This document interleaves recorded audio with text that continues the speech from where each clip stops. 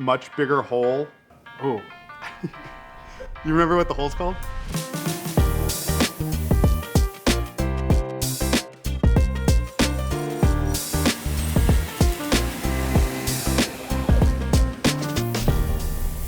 I'm really excited about this coffee. Early on, I had access to a bourbon barrel. I ended up reaching out to my friends at Camellia Coffee Roasters and asked them if they wanted to age coffee in this barrel. The coffee that we used in this collaboration is our Guatemala La Joya. Andrew approached us with this great idea and we thought this would be the perfect pairing to use. We imported this coffee with Michael at La Bahia Coffee Supply from Finca La Joya, and it's a farm run by the Solano family.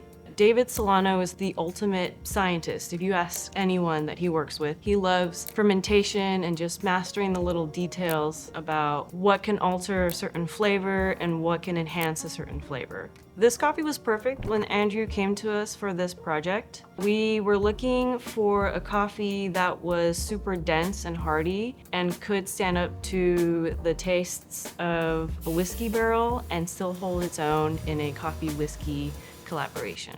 All the flavors that these coffees have are just things that we want to highlight as roasters. I was excited to do coffee in a whiskey barrel because I see a lot of connection between the fermentation of coffee, the organic material that changes drastically with every touch along the way. We actually put coffee before it's been roasted into the barrel. So we literally drilled a hole into it, cut the top of a cone to use as a funnel, and poured the green coffee to age in the barrel that way.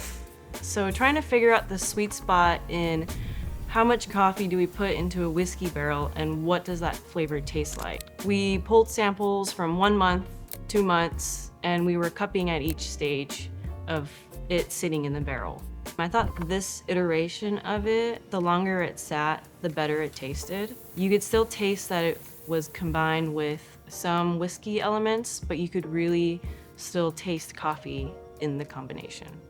As we're taking a whiskey barrel from one side of beverage culture and we're taking coffee from another, we're putting them together. And I think that was such a great allegory for how this project kind of came to be. All the way down to the design of the coffee bag. I hope when you see that, you realize all of the hands that have touched this to make it something special. Andrew approached me about making a label for this. He didn't really give me too much direction.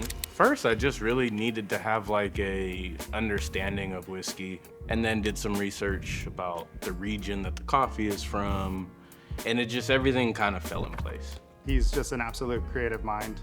When he said that he was down to create this label, I honestly gave him the most minimal interpretation of what I wanted to portray, and somehow he created something more than I could ever imagine.